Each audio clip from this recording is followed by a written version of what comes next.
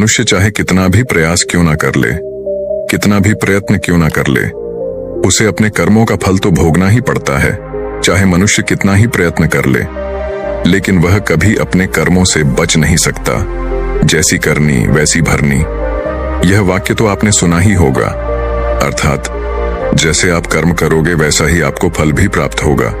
लेकिन मेरा एक प्रश्न है, क्या आप इस बात पर यकीन करते हैं कि जैसा आप कर्म करेंगे वैसा ही आपको फल भी मिलेगा? अब आप में से अधिकतर लोगों के मन में यह प्रश्न जरूर उठ रहा होगा, क्योंकि इसमें पूछने वाली बात क्या है? ये तो सत्य ही है कि जैसे हम कर्म करेंगे वैसा ही हमें फल भी मिलेगा। लेकिन एक बार के लिए आंखें बंद करके अपने आप से यह प्रश्न कीजिए, देखिएगा कि आपको इस प्रश्न का उत्तर स्पष्टता से नहीं मिल पाएगा। कहीं ना कहीं आपके मन में एक संशय जरूर होगा कि क्या यह बात सच है या झूठ। दोस्तों, आज इस कहानी से हम समझेंगे कर्मों का खेल। आखिर अच्छे कर्मों का फल अच्छा और बुरे कर्मों का फल बुरा कैसे होता है? बहुत समय पहले की बात है। किसी गांव में एक बहुत ही ज्ञानी पंडित रहता था। एक दिन वह अपने बचपन के दोस्त से मिलने के लिए दूसरे गांव में जा रहा था। उसका वह दोस्त बचपन से ही गूंगा और एक पैर से अपाहिज था। उस पंडित के गांव से उसके दोस्त का घर काफी दूर था। वहां जाने के लिए बीच बीच में कई सारे छोटे छोटे गांव पड़ते थे। पंडित रास्ते में अपनी धुन में चला जा रहा था। चलते चलते उसकी मुलाकात एक व्यक्ति से होती है। रास्ते में उसे एक आदमी मिलता है जो ऐसा लगता था कि वह किसी का इंतजार कर रहा था और वह भी पंडित के साथ चलने लगता है। उस आदमी को देखकर पंडित बहुत खुश हो जाता है। उसने सोचा, चलो अच्छा हुआ, साथ साथ चलने से उसका सफर आसानी से कट जाएगा। बात की शुरुआत करने के लिए उस पंडित ने उस व्यक्ति से उसका नाम पूछा तो उसने अपना नाम धर्मराज बताया। पंडित को यह नाम कुछ अजीब सा लगता है, लेकिन उसने नाम के विषय में कुछ और पूछना उचित नहीं समझा। दोनों धीरे धीरे साथ में चल रहे थे। तभी रास्ते में एक गांव आता है। गांव का प्रवेश द्वार आते ही धर्मराज ने पंडित से कहा, तुम आगे चलो, मुझे इस गांव में एक काम है, मैं तुमसे आगे मिलता हूं। पंडित ने कहा, ठीक है। वह आगे रास्ते में चल देता है। कुछ देर बाद उस गांव में खबर फैली कि एक व्यक्ति को सांड ने अपनी सींग में फंसाकर मार दिया है। जैसे ही सांड ने उस व्यक्ति को मारा, ठीक कुछ ही देर में धर्मराज पंडित के पास आ गया और फिर दोनों चलना शुरू कर देते हैं और चलते चलते एक दूसरे गांव के द्वार पर पहुंच जाते हैं। उस गांव के बाहर एक बड़ा और विशाल मंदिर बना हुआ था। वहां पर आराम करने की सुविधा काफी बढ़िया लग रही थी। पंडित के दोस्त का घर अभी वहां से बहुत दूर था और रात भी होने वाली थी। तो पंडित ने धर्मराज से कहा, रात होने वाली है, पूरे दिन चलते चलते थक भी चुके हैं और भूख भी लग रही है, तो यहाँ पर भोजन करके यहीं पर हम विश्राम कर लेते हैं, फिर सुबह के समय आराम से आगे की यात्रा जारी करेंगे। धर्मराज ने कहा, ठीक है, मुझे इस गांव में किसी को कुछ जरूरी सामान देने जाना है, तुम भोजन करके आराम करो, मैं बाद में आकर भोजन कर लूंगा। इतना कहकर वह वहां से चला जाता है। लेकिन उसके जाने के कुछ समय बाद, कुछ ही देर बाद धुआं उठता हुआ दिखाई देता है और देखते ही देखते पूरे गांव में आग लग जाती है। पंडित ने हैरानी से सोचा कि यह धर्मराज जहां भी जाता है वहां कोई ना कोई अनहोनी जरूर हो जाती है, कुछ तो गड़बड़ है इस व्यक्ति में। लेकिन पंडित ने रात्रि में धर्मराज से कुछ भी पूछना उचित नहीं समझा और वे दोनों सो गए। सुबह होते ही दोनों फिर से अपनी यात्रा शुरू कर देते हैं। कुछ देर चलने के बाद रास्ते में फिर से एक गांव आता है।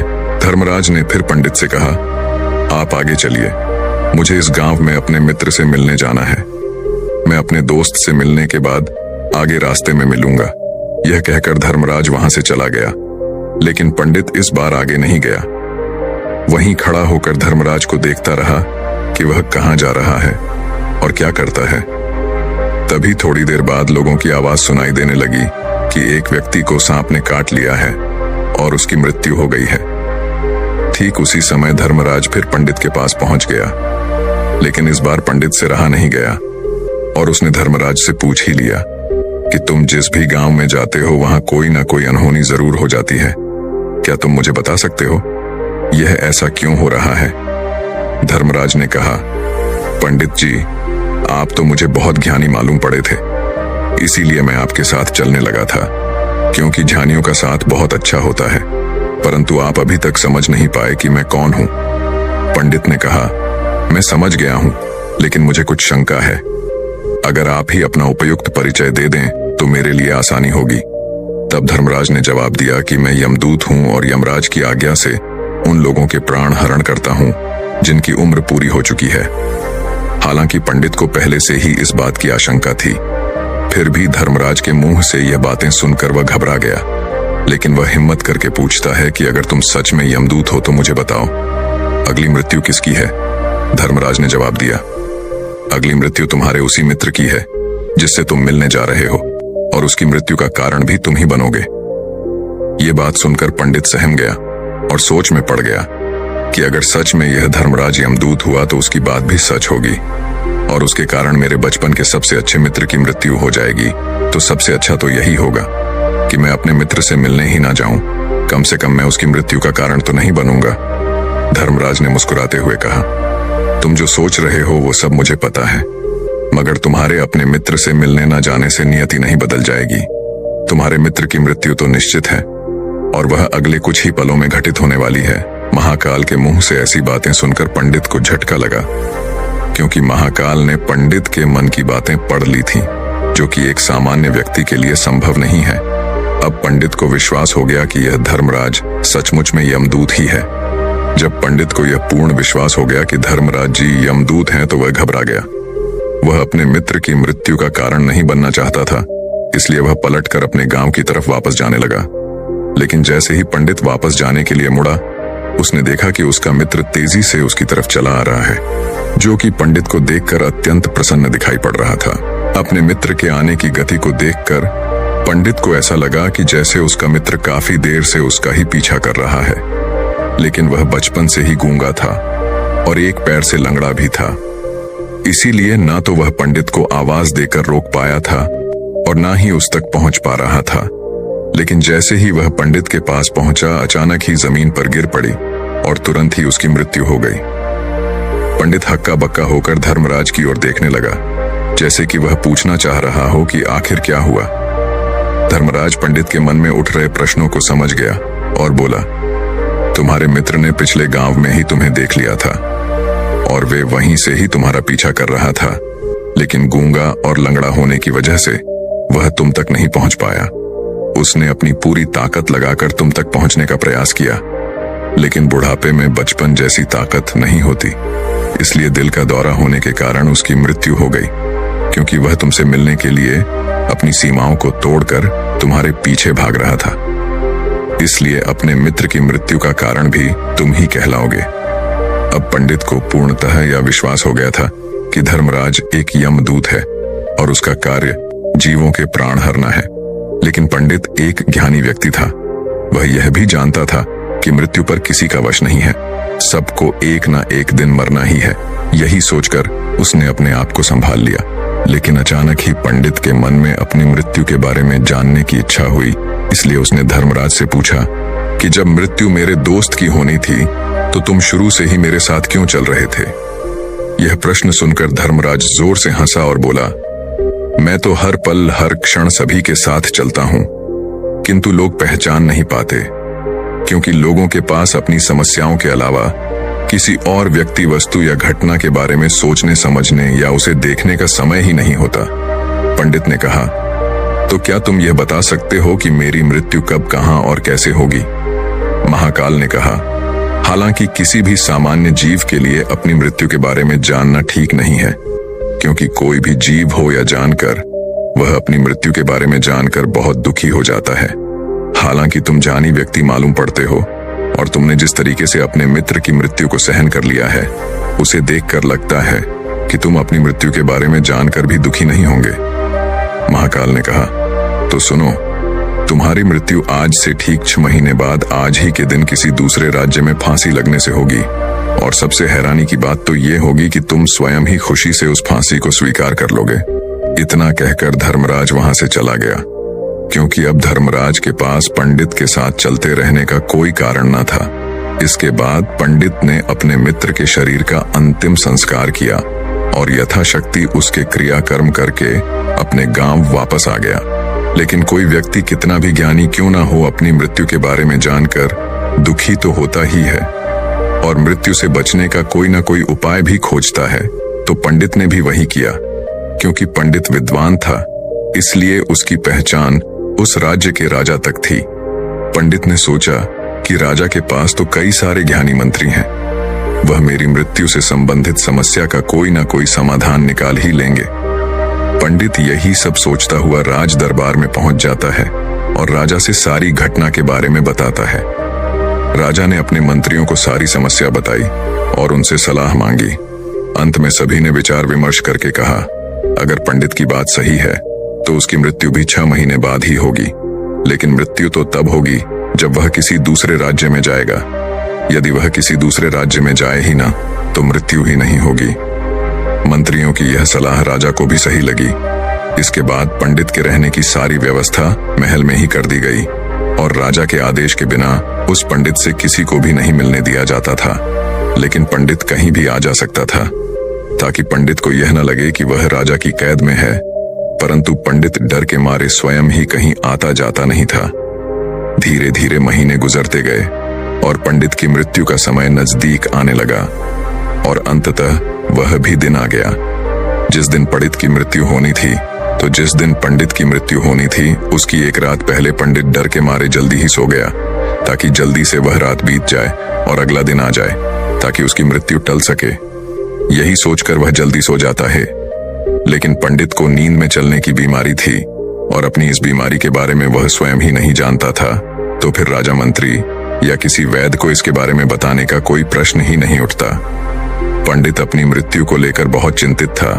वह पिछले कई दिनों से ठीक है, सो भी नहीं पा रहा था और नींद में चलने की बीमारी भी तभी होती है जब व्यक्ति ठीक से सो नहीं पा रहा हो। तो उस रात भी पंडित को नींद में चलने का दौरा पड़ा। वह उठा और महल से निकलकर अस्तबल में गया। क्योंकि पंडित राजा का खास मेहमान था, इसलिए किसी भी पहरेदार ने उसे नहीं रोका और ना ही किसी तरह की कोई पूछताछ की। अस्तबल में पहुंचकर वह सबसे तेज चलने वाले घोड़े की पीठ पर सवार होकर नींद में ही अपने राज्य की सीमा से बाहर दूसरे पड़ोसी राज्य में चला गया। इतना ही नहीं, वह दूसरे राज्य के राजा के महल में पहुंच गया। उस महल के पहरेदार ने भी उसे नहीं रोका और ना ही कोई पूछताछ की। सभी लोग रात्रि का अंतिम प्रहार होने के कारण गहरी नींद में थे। वह पंडित सीधे राजा के सैन्य कक्ष में पहुंचा, जहां राजा और रानी सो रहे थे। वह पंडित वहीं जाकर सो गया। सुबह हुई तो राजा ने पंडित को रानी के बगल में सोया हुआ देखा तो राजा बहुत क्रोधित हो गया। राजा ने पंडित को कैद करने का आदेश दे दिया। पंडित गिरफ्तार हो गया। लेकिन पंडित तो भौचक्का था। उसे तो कुछ समझ नहीं आ रहा था कि आखिर वह दूसरे राज्य में और राजा के सैन्य कक्ष में कैसे पहुंचा। लेकिन वहां उसकी यह सब सुनने वाला कोई नहीं था। अगली सुबह राजा ने पंडित को दरबार में पेश करने का आदेश दिया। कुछ देर बाद उस पंडित को दरबार में लाया गया। पंडित को देखते ही राजा इतना बबूला हो गया कि उसे फांसी पर चढ़ा देने का हुक्म सुना दिया। फांसी की सजा सुनकर पंडित कांप गया, लेकिन फिर भी थोड़ी सी हिम्मत जुटाकर राजा से बोला, महाराज, मैं नहीं जानता कि मैं राजमहल तक कैसे पहुंचा। मैं यह भी नहीं जानता हूं कि आपके सैन्य कक्ष तक मैं कैसे आया और आपके महल के किसी पहरेदार या सैनिक ने मुझे रोका क्यों नहीं। लेकिन मैं इतना जरूर जानता हूं कि आज मेरी मृत्यु होनी थी और वो होनी भी जा रही है। राजा को यह बात थोड़ी अजीब लगी। उसने पंडित से पूछा, तुम्हें कैसे पता कि आज तुम्हारी मृत्यु होनी है?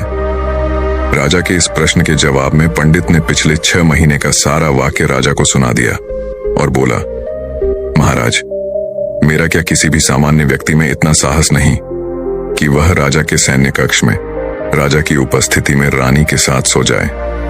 राजा को पंडित की बात में थोड़ा तर्क दिखाई पड़ा, परंतु उसने सोचा कि यह मृत्यु से बचने के लिए धर्मराज और उसके द्वारा अपनी मृत्यु की भविष्यवाणी की कहानी बना रहा है। इसलिए राजा ने पंडित से कहा, यदि तुम्हारी बात सत्य है और आज यह तुम्हारी मृत्यु का दिन है जैसा कि यमदूत धर्मराज ने तुमसे कहा था, तो आज तुम्हारी मृत्यु का कारण मैं नहीं बनूंगा। लेकिन यदि तुम्हारी बात झूठी निकली तो निश्चित ही आज तुम्हारी मृत्यु का दिन होगा ना, क्योंकि जिस राज्य से पंडित आया था उस राज्य का राजा इस राजा का मित्र था। इसलिए इस राजा ने तुरंत अपने 2 सैनिकों को पड़ोसी राजा के पास भेजकर पंडित की बात की सत्यता का प्रमाण मांगा भेजा। भेजे गए सैनिक शाम तक लौटे और उन्होंने राजा को बताया कि महाराज, पंडित जो कुछ भी कह रहा है वह सब सत्य है। पड़ोसी राज्य के राजा ने पिछले 6 महीने से पंडित के रहने की सारी व्यवस्था अपने ही महल में कर रखी थी। पंडित राजा का खास मेहमान था। कल शाम राजा आखिरी बार पंडित से उसके कक्ष में मिले थे और उसके बाद यह इस राज्य में कैसे पहुंच गया इसकी जानकारी किसी को भी नहीं है। इसलिए उस राज्य के राजा के अनुसार पंडित को फांसी की सजा देना ठीक नहीं है। लेकिन राजा के सामने एक नई समस्या थी, क्योंकि उसने बिना पूरी बात जाने ही पंडित को फांसी की सजा सुना दी थी। इसलिए अगर पंडित को फांसी नहीं दी जाती तो राजा के वचन का अपमान हो जाएगा। लेकिन अगर राजा की बात का मान रखा जाए तो बेवजह ही एक निर्दोष व्यक्ति की मौत हो जाएगी। राजा ने अपने सभी मंत्रियों से इस बारे में सुझाव मांगा तो मंत्रियों ने राजा को सुझाव दिया कि महाराज, पंडित को एक कच्चे सूत के धागे से फांसी लगवा दी जाए। इससे आपके कथन का भी मान रह जाएगा और कच्चे सूत के धागे से पंडित को फांसी भी नहीं लगेगी और उसके प्राण भी बच जाएंगे। राजा को मंत्रियों का यह सुझाव पसंद आया और उसने ऐसा ही करने का आदेश दे दिया। पंडित के लिए कच्चे सूत के धागे से फांसी का फंदा बनाया गया और नियम के अनुसार पंडित को फांसी पर चढ़ाया जाने लगा। सभी लोग बहुत खुश थे कि ना तो पंडित मरेगा और ना ही राजा का वचन खाली जाएगा। पंडित को भी पूर्ण विश्वास था ये सूत के धागे से तो उसकी मृत्यु हो ही नहीं सकती। पंडित उस पर चढ़ने के लिए तैयार हो गया, जैसा कि धर्मराज ने भविष्यवाणी की थी कि तुम खुद ही अपनी फांसी को स्वीकार करोगे। लेकिन जैसे ही पंडित को फांसी दी गई, सूत का धागा तो टूट गया, लेकिन टूटने से पहले उसने अपना काम कर दिया था। पंडित के गले की एक नस सूत के धागे के झटके से कट चुकी थी और पंडित जमीन पर पड़ा तड़प रहा था। उस पल उसके गले से खून की फुहार निकल रही थी और देखते ही देखते पंडित का शरीर पूरी तरह से शांत हो गया। सभी लोग आश्चर्यचकित थे और पंडित को मरता हुआ देख रहे थे। किसी को विश्वास नहीं हो रहा था कि कच्चे सूत के धागे से भी किसी इंसान की मृत्यु हो सकती है। लेकिन घटना तो घट चुकी थी। नियति ने अपना काम कर दिया था और धर्मराज की भविष्यवाणी सच हो चुकी थी। दोस्तों, श्रीमद् भागवत गीता में भगवान श्री कृष्ण ने कहा है, जो होना होता है वह होकर ही रहता है। हम चाहे कितनी ही सावधानी बरते, कितना ही उपाय कर लें, लेकिन घटना और घटना की पूरी प्रणाली पहले से ही तय होती है, जिसे हम थोड़ा सा भी इधर उधर नहीं कर सकते हैं। दोस्तों, शायद इसीलिए ईश्वर ने हमें भविष्य जानने की क्षमता नहीं दी है, ताकि हम अपने जीवन को ज्यादा बेहतर तरीके से जी सके। और यही बात उस पंडित पर भी लागू होती है। अगर पंडित ने महाकाल से अपनी मृत्यु के बारे में ना पूछा होता तो 6 महीने तक राजा के महल में कैद रहकर डर डर कर जीने की बजाय ज्यादा बेहतर जीवन जीता। दोस्तों, आपने आज के इस वीडियो से क्या सीखा वह मुझे आप कमेंट में बता सकते हैं। इसी के साथ में उम्मीद है कि आपको आज की वीडियो पसंद आई होगी, तो इस वीडियो को उस इंसान को शेयर करें जिससे यह कहानी सुनने की जरूरत है और उसी के ठीक बाद चैनल को सब्सक्राइब करें। तो चलिए फिर मिलते हैं ऐसी एक और नई वीडियो में एक नए मैसेज के साथ। तब तक के लिए अपना ख्याल रखें। धन्यवाद और नमो बुद्धाय।